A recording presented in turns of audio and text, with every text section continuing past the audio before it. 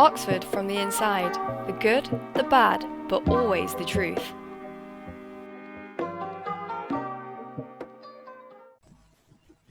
Hey guys, it's Cyan. Welcome to Oxford from the Inside, the good, the bad, but always the truth. Today we're here with Nobel. Would you like to introduce yourself?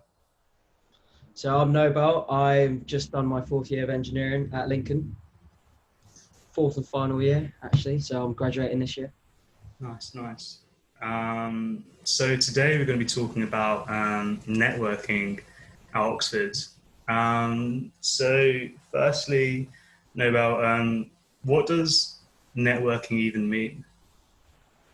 So networking is just interacting with others, can be in person, can be online, just to create a professional contact, multiple professional contacts. Why do it? Mainly because nepotism does help a lot in this world, especially at the upper echelons, not really at this stage. It's becoming less so, but it's just as much about who you know as it is what you know. The bigger your network, the more people you can, for example, message for CV advice, application advice, or even just about are there any jobs available at your firm. It's more helpful later on in your career because you can be put in a frame for unadvertised jobs, jobs that have just been advertised but all are going to close, or just being put in touch with the people that are doing the hiring for these jobs. So the actual graduate recruitment. So if you talk to them directly, you can make more of an impression on them.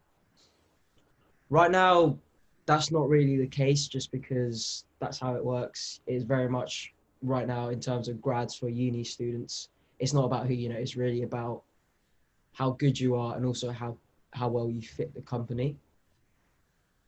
So networking right now is more just getting application help, CV help, or not even the application, just deciding what kind of career you want to do. If you've got a friend that's just done a consulting internship, you can ask them about it. What was it like? Would you recommend this firm? Would you recommend this career or banking, etc., etc.?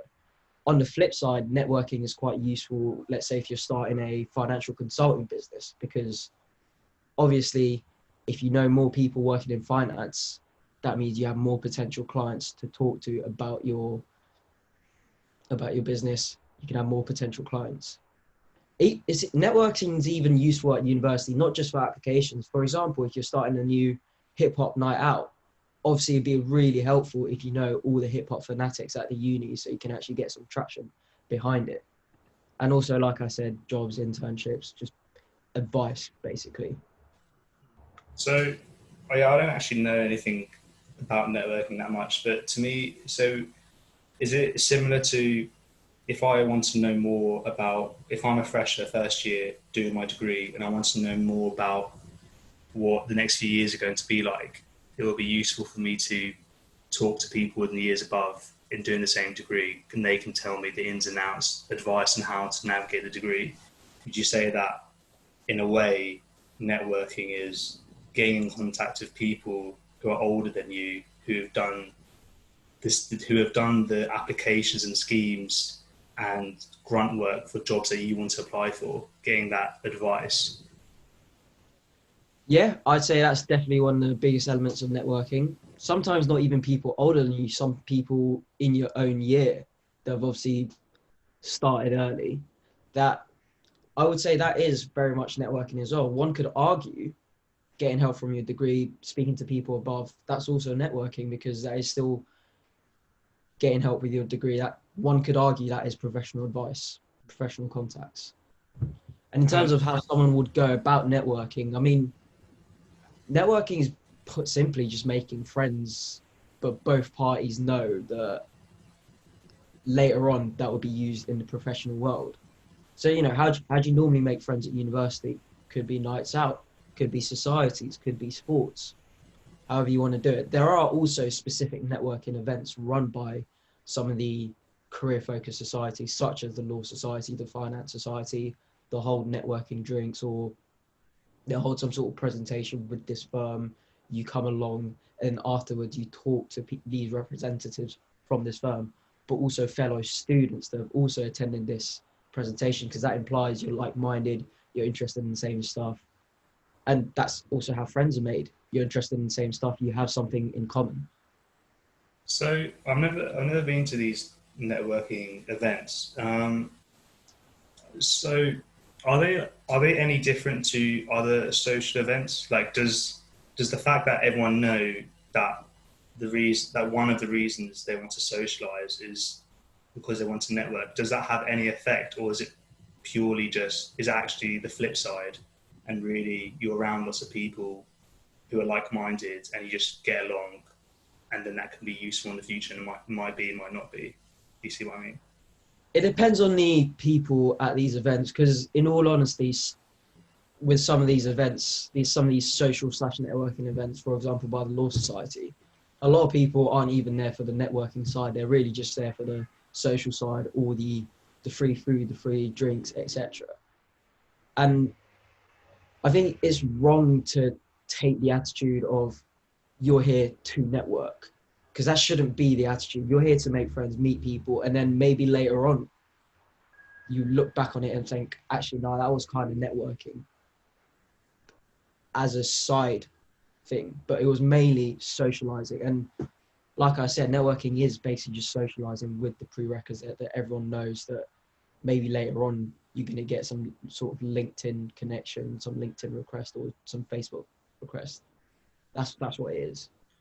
Yeah, to me, like intuitively, that does sound like a very healthy way to go about it. Like socializing to meet friends, and it might help you in the future.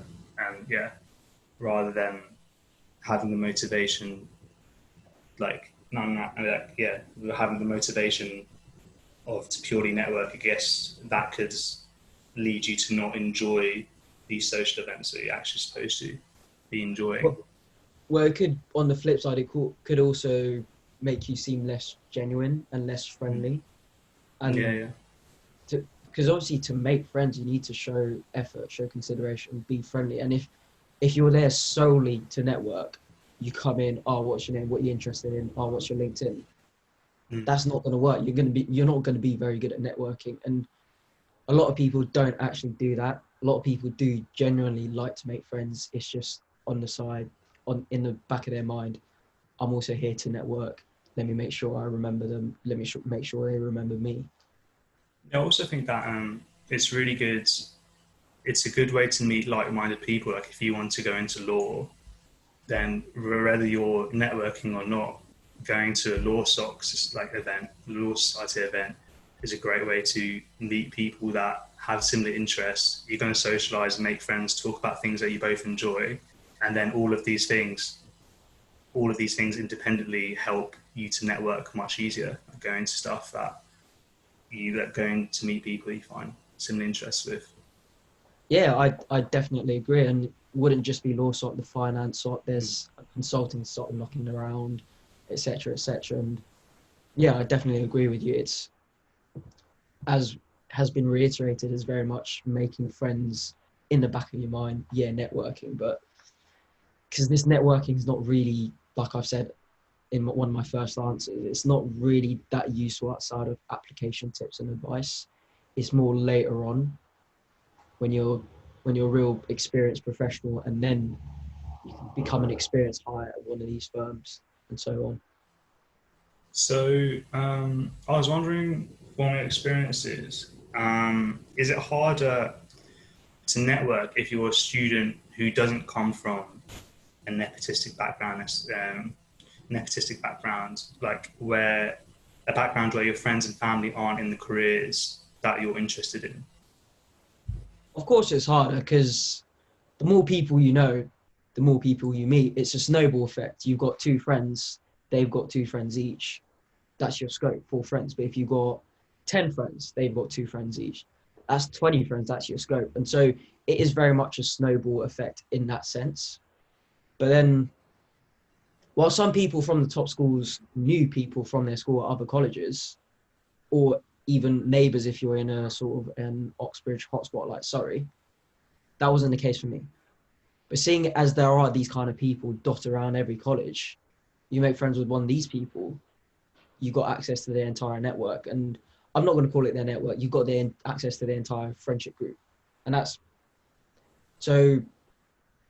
It's kind of hard in terms of you haven't got the starting tools, but there at a place like Oxford, it is very easy to network. It's very easy to meet people, and it's very easy to meet people that are really driven, motivated to go to the top careers. The other thing is also like I said, when it's friends, when you're making friends, obviously trying to find something in common.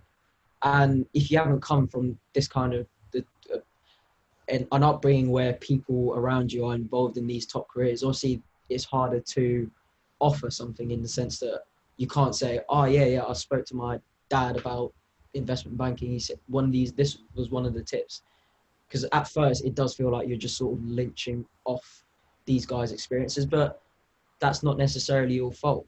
And it's definitely harder to network. And I wouldn't say network, it's just harder to meet people at Oxford if you're not from that kind of background, because often if you're from that kind of background, you are the only person you know at that university, often. But because of the collegiate system, as soon as you come in, you know, let's say 80 people in your college, in your year alone, you know, people in the years above, you've got people on your course as well. So that's actually one of the best things about Oxford. It's quite easy to meet people because of the collegiate system. Having spoken to friends at other unis where it's very much, I only speak to people on my course and people I went to school with. That's it. If I go to society, I'll meet some people. But even that's hard because especially I live in London. A lot of my mates went to London unis, but they're traveling maybe an hour, 40 minutes for uni. It's quite a lot of effort to go all the way down for one society event. But for Oxford, I mean, if you're unlucky, this networking event, this social event will be half an hour walk away. Most of the time it's just 10 minutes. And that's one of the beneficial things about Oxford, I'd say. And on top of that, there is obviously that stereotype that you've got all these posh private school people, but people are incredibly friendly. They aren't stuck up. Everyone wants to meet people. Everyone wants to make friends. Everyone likes making friends. And everyone wants to get to know you. Everyone wants to know your side of your story. Everyone wants to know your side of the sort of the social ladder. What was it like not going to a private school? What was it like going to these state schools, etc.? Well, yeah, there's loads of important things that you like touched on and it expands on. I think I do agree that when like at uni, even though everyone comes from different backgrounds, I think like there's a common consensus that everyone looks at everyone else as uni students, and you're all no matter where you come from, you're like another uni student. So it's very easy to I've gotten to know people, made very close friends with people from all different types of backgrounds, and you don't really because you're all in the same boat necessarily. You're all in your same year in the same college. It's very easy to get to know people from all types of backgrounds. Another thing they were saying, I really agree, is that because Oxford's so small and most people live right in the centre, or you might be living like 5, 10, 15 minutes away from the centre. It's so easy to be go to lots of social events. There's so many social events in colleges, in the city, from different societies. There's nights out. There's like uni societies as well, uni sports, and then all of these network societies as well. If you say if you don't, as you're saying, you don't come from nepotistic backgrounds where, but you want to still get to know lots of people and maybe network as well. I think, you're right that Oxford's a very good place to socialise in general. Like, it's very easy. It's actually quite hard not to socialise. And it's there's always loads of times there I wanted to do work, and there's always just some social event going on that will tempt you, and you're like, oh, I probably shouldn't do this, and then so it's definitely so true that there's so many social events at Oxford that it's so easy to get to know people. And in my experiences as well, lots of people are really nice, and I agree that lots of people find it find different backgrounds interesting, because that is interesting. Like I find learning about different people's backgrounds, if they went to like international schools, that is just interesting because it's something new to learn, and it's interesting to see how different people went through different experiences to you. So going back to networking, I was wondering, why do you personally network? What are your motivations? So firstly, I never actually networked. I just made friends with a lot of people, like going to all these social events on offer, like getting involved in all these college sports and uni sports. And then some of these social events just tended to be networking events. I just like meeting people. That was why I liked going to these events. So I never actually networked. But then as we got to second, third year, fourth year, I realized all these mates I made, they're doing all these interesting things. I'm trying to figure out what I want to do in my career. I mean, obviously, I'm not make use of these contacts, but for all these people, may as well try and get to know what they're doing, why they're doing, so you can make an informed decision about what career I want to go in. Because also, everyone was helping each other. You know, you help me, I help you, etc. So I wouldn't say I was networking for the sake of networking and knowing people. It was just that I liked meeting people, liked knowing people, like going to all these social events and these sports. But then obviously every now and then I do remember that, frankly, Oxford is packed with the world's future world leaders, future politicians, CEOs, barristers and lawyers, people in film and media, probably someone even probably a future gold medal winning rower and all of that. So that's definitely been in the back of my mind recently, because it's definitely a stark contrast to where I grew up. I grew up in Tower Hamlets, where frankly a lot of the people I grew up with, not many went to the top unis, not many are working for the world's biggest companies. Right now a lot of people in my year are struggling to find a job, and it's a stark contrast. And that's one of the biggest things about Oxford. You are in a small city, 250,000 people, but Oxford's quite central. A lot of the colleges are quite central. You're around 10,000 people, 10,000 of the cleverest people in the world. I don't think at any point, unless you go to another university, American college, whatever, you'll be around such a high density of intelligent people, motivated people, etc. And I think that's one thing that is really special about Oxford and Cambridge, Imperial, top unis. You're around future world leaders, really motivated people that are going to go on to do great things. And maybe they will help you to do great things, or you'll be one of those people going on to do great things. So why do I personally network? I didn't actually network. But if I were to answer it now, I would say that one, helping applications, two, future world leaders. Come on, it's pretty cool. If you were mates with, if you could say you went to uni with Barack Obama, that'd be pretty cool, for example. And that would in itself, because it's a slightly nepotistic world, that would open a lot of doors for you if you wanted it to. So, yeah. It's quite interesting because even though I've never thought about networking, probably the main reason I wanted to go to Oxford, besides it being, besides the degree being very specific to my taste, was because of the people. I imagined, and it has been like this, that I would be really inspired by what lots of people are doing around me, because everyone's doing lots of things, lots of societies, lots of sports, and I've been doing a lot, and like that rubs off on you. You get inspired to do all these things as well, because everyone, all of your friends are like being active, like chasing after things that they want to do. So it's interesting to hear that you didn't actually actively go and network, but it's just that your friends were planning on their careers, doing these things, and then you saw that and thought, oh, this looks interesting. It looks like something I want to do as well. And then you're being inspired by your friends, and then put into these different worlds, which is, I think one of the best things about. I can't say for all unis. I imagine it's the case for plenty, if not all. But from my experiences at Oxford, being in that hub of influential people definitely rubs off on you in a quite an amazing way. So, you mentioned it a little bit before, but I think it's hard to have a sentence about networking and not LinkedIn in the same. So I don't really know. I think I made a LinkedIn account years ago making a CV, and I haven't used it since. Probably should delete it and restart. But what is LinkedIn and how is it useful? Best way to put LinkedIn is it's the business professional version of Facebook. It's a social network that focuses on professional networking and career development. Layman's terms, on Facebook, you've got people posting all these random statuses, all these memes, all these different things.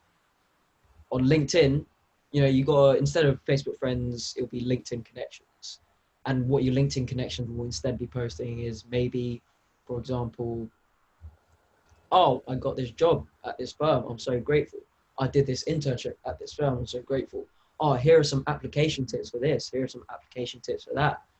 Or I wrote this article, and so on. So it's much more of a professional angle. It's got many uses if you're willing to make use of them, any of them, whatever. So one of the main uses, I would say, especially at our stages, there are a lot of jobs and internships posted on LinkedIn. When you go on LinkedIn, if you make an account, you've got something like home, network, jobs. So it's very angled towards that. As well as that, you've got recruiters, so people who have been work for companies who have been paid to find employees for all these companies. You've got recruiters floating around that will directly message you and say, listen, I've got this opportunity. You seem interested from your profile. Would you be interested? And they'll help you through that. So that's number one, jobs and internship opportunities. Two, can be dangerous, but you can see what your friends are up to in their professional development. You can see that your mate's done this investment banking internship at Goldman Sachs. You see what they've done. You can talk to them about these experiences. Three, if you'd like to know more about a company, but it's a small company or you've just never had the opportunity to talk to someone about it, go on LinkedIn, search that company. You can find the employees of that company and you can message them. You can message them about the company, tell me more. You might even get a heads up about some unadvertised employment opportunity, showing that sort of keenness for this company. Listen, I've got the balls to go and message you. Tell me about it. Similar to that, for if there is a company you want to work for, don't really see any internship, any job opportunities, internship opportunities, you can message one of their employees about it.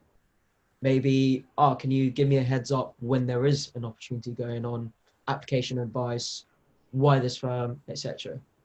I think last of all, less important right now, but could be helpful, is just enhancing your professional reputation. I've seen a friend who's a tutor. She posted tips about tutoring, posted tips about learning languages, becoming really well known on LinkedIn for that, getting a lot of connections. So yeah, it's very much job-based. Job-based Facebook, best way to put it. No, yeah, that sounds really useful. Makes me sort of feel like I should be on that. No is rush. it um, is it an altruistic environment, LinkedIn? Would you say? What does altruistic mean? Altruistic means, sorry, helping, like to help others, and you're not expecting personal gain. Like, are people basically making posts out of their own goodwill? Is it that kind of like charitable environment? Because it sounds like it is. I'm just wondering, like, is it that kind of an environment, or is it I'm gonna make posts and like help others and expect something in return later? You can't know what someone's thinking in their mind, because at the end of the day, they've done it behind the safety of a computer keyboard, computer screen. It definitely does seem to be. And it might also just be to sort of gain a network, a following, a lot of LinkedIn connections, which later on they're going to use. It could be that. But I think on the most part, it is actually just, let's go and help people, because one could be just that a lot of people are asking these for tips. May as well put it all into one doc. Here you go. Or it could just be, listen, I really struggled with this application. I thought it was really hard to find information. Let me just go out and help people. There are people like that. Let's not let's not doubt that people do stuff out of their own kindness. I like to leave the benefit of the doubt there, because you can't really expect something back, especially at our age, except for maybe a chat about a bit of advice. Maybe in 10, 15 years, then maybe. But obviously, I'm not yet at that stage. I don't know. We'll find out in 10 years. I'll tell you if one of these posts end up with, yo, I gave you some info, give me some back. I'll tell you in 10 years. Yeah, I definitely agree that having the optimistic outlook is definitely, definitely healthier and like the better outlook to have. So have being a bit more hopeful that people probably are just doing it because they want to be kind, because most people are like that. So from your experiences, are there any, so when I think about LinkedIn networking, I tend to associate certain careers, but I can also imagine it being useful for all careers. So from your experiences, are there particular careers that networking, LinkedIn are specifically useful for? And if so, which kind of careers? So going back to my answer about what LinkedIn is useful for, jobs, seeing what friends are up to, knowing more about companies, that would imply that it's got more of a corporate twist to it, because that's just the sort of vibe that end up happening. But because there are jobs and internship opportunities across all careers, it's definitely helpful in that sense for all careers. But I would say it's more helpful for corporate careers because of the application advice, the unadvertised job advice and stuff like that. And right now, as I keep saying, it's just about getting advice. No one's going to say, yo, my dad's got a job for you, come along. No one's going to say that. That's just not how it works. It's very much about advice, but even that in itself is incredibly useful. Just yesterday, I was watching the FA Cup final, Arsenal winning, chatting to some mates about application to work for civil service, working for McKinsey and OC&C, two of the top consulting firms. And well, I'm not interested in Goldman Sachs, Morgan Stanley investment banking, but I asked, what's it like? And obviously that comes hand in hand with the kind of people that you will meet at Oxford, but also is the kind of thing to expect when you say, I want to network for all these jobs. You're not going to get any jobs. You're just going to get application advice, which will make you more likely to get these jobs. And the kind of people that tend to be on LinkedIn are the corporate aiming ones. Yes, that sounds interesting. I can't speak for applying for corporate jobs because I haven't done that. But I do remember when I was applying to Oxford that the more advice you got from people who'd applied beforehand, and like the more you asked people like what their experiences are like, little bits of advice here and there, doesn't necessarily mean you'll get into Oxford at all, but it just those advices help and makes it more likely that you'd make a successful application. So it definitely makes sense that if you had more advice on a specific application for a firm, then you're going to be more prepared. Like it sounds like good, like networking and LinkedIn, talking to people who've done these applications sounds like really good ways of preparing yourself to optimize your chances of getting these jobs and chances of internships.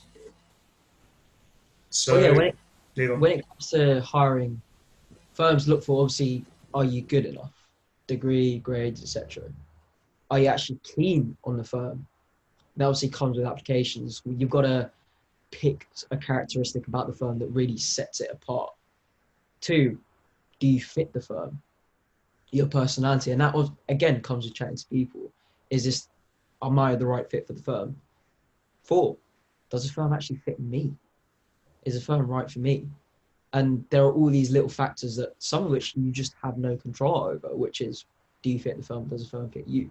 The one thing you do have control over is, are you prepared enough when it comes to it? Because the final prerequisite is actually just, can you perform when you need to, in the interviews, in the aptitude tests, in the personal statement, in the cover letter, whatever. Can you perform when you need to? That's the bit where help really helps.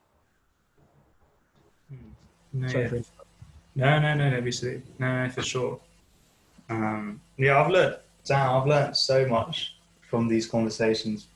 I'm happy I've got 2 more years of uni because wouldn't want to find out this advice too late and not be preparing myself.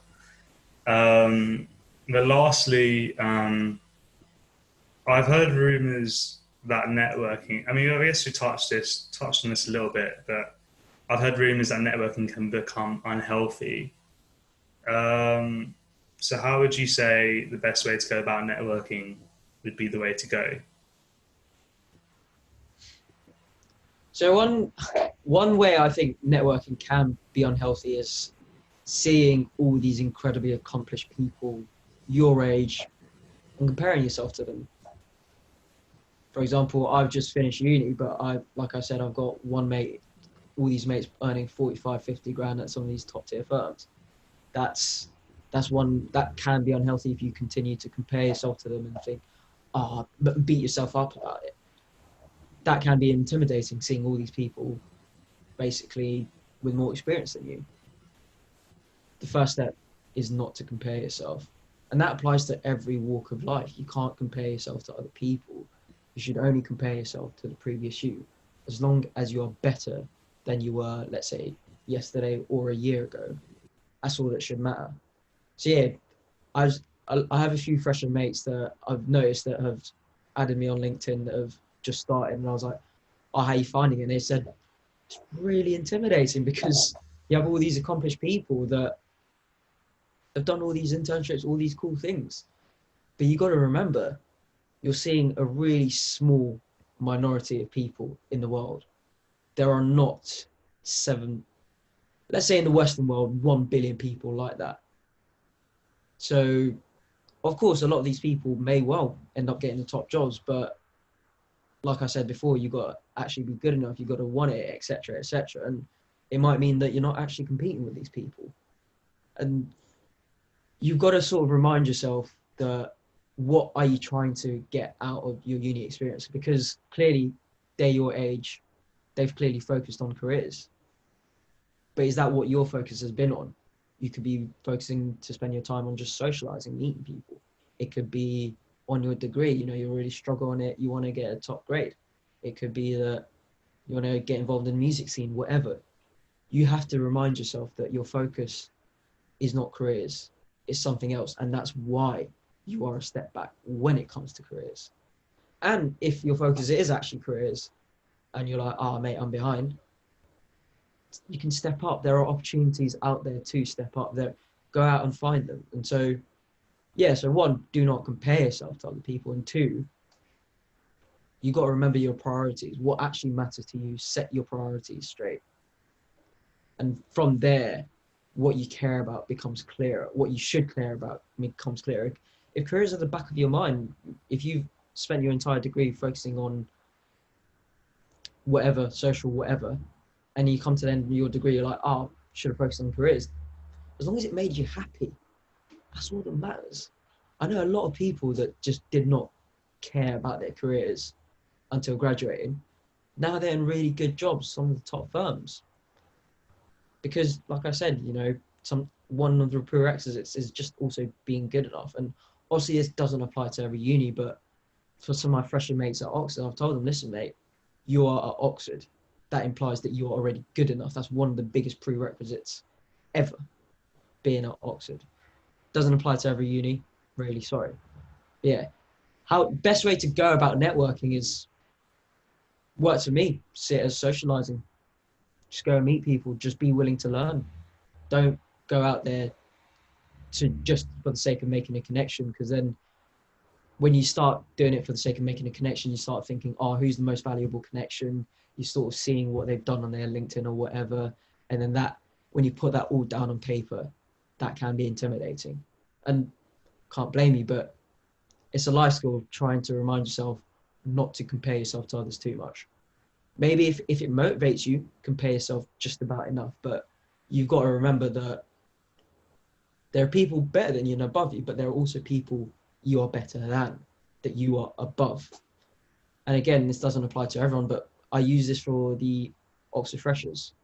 Listen, yeah, obviously there are all these people that have done all the work for all these startups at 19, but how many people are Oxford students? So Yeah, yeah, there's loads. Yeah, I can really relate to a lot of the things that you were saying. I so in terms of I think it's really healthy to not compare yourself to other people. I've never actually thought about it. They should compare yourself to your past self. I tend to tell myself that you should compare yourself to the person you want to be, and then strive towards that. But also in terms of like, so in just like going on with what you were saying, I think if you're, I mean, yeah, when you're surrounded by people who are doing lots of really cool, impressive things, and I think the best way is to try to be inspired by that, and then, but also like when you see those things, and you're like, oh, that's really cool. Why am I not doing those things? As you were saying with the prioritization, double check that those things that they're doing are in your top priorities. If they are in your top priorities, like you're really wanting to improve your career chances, and there's this person who's in doing lots of things about the same career you're doing, and you're like, oh yeah, this is also what I want to do, then aspire to be that, like that person, and try to get help and like try to grow towards that person, like do the things that they're doing.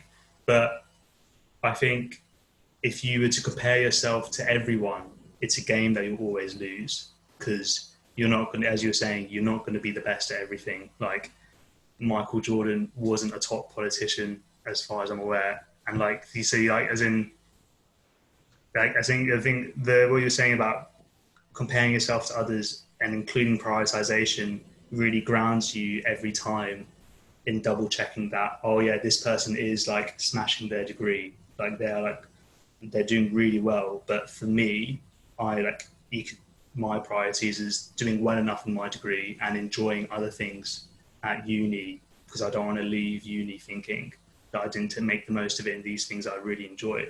I think like I completely agree that double checking in like what your priorities are can really make the whole networking or uni, comparing yourself to other people, a lot less stressful, for sure. I definitely, Um, I definitely agree with what you said as well. I think it's, maybe we should combine what we said. So compare yourself to your previous self, but also compare yourself to what you want to be. So compare yourself to your previous self for confidence, to remind yourself, listen, you're making progress, but also set that goal, set that standard, see where you are relative to that standard. no, yeah, that's definitely, yeah, that's a really good point. It's really, especially if you're feeling down and not that confident, yeah, comparing yourself, like looking at where you've come from can remind you in a very helpful way that you should be confident in your abilities because you've done so much already in your past, for sure. And Some, well, also I just forgot to say, some of these people have also just been given different opportunities. And with internships, sometimes nepotism can help. Dad's got a friend who, I know one of my mates, he's living in an apartment near me. He said, brother knows someone, needed a research analyst for an internship, got the role. That could also be a thing. It could just be that they just got different opportunities to you, more opportunities. Some of these things are just not in your control. And so let's not get worried. Let's not get stressed about stuff that's not in your control, because that does not achieve anything. That doesn't change anything. So if you're unhappy about something, do something about it as well. Sorry to yeah, interrupt. no, let me see. Yeah, I completely agree that as hard as it is, it's a very healthy outlook to focus on the things that you can control, and so on the things you can't control, or by definition you can't do anything about them. So try and like accept that I mean, it's difficult, but if one can practice that, then it's really useful. I think what we were saying about trying not to compare yourself to others, because you're just gonna feel very intimidating about careers and networking, is actually also really relevant for, and in Oxford especially, and or probably all unis, but comparing yourself to other people in terms of how well they're doing in their degree Yes. is like trying not to do that and focusing on what your goals are, and yeah, there are going to be people who are doing better than you, and if you can as well, like a step further, trying to be happy for other people for that they're doing well, especially if they're your friends. Like that, I think I've always said, like trying to be a cheerleader rather than being envious is always a healthy outlook. Because you're just like, I know, if my friend is like, oh yeah, like they've did really well on their exams, that I'll share that happiness with them. Obviously, it's natural to feel envy, but it's something, it takes habit to get rid of that.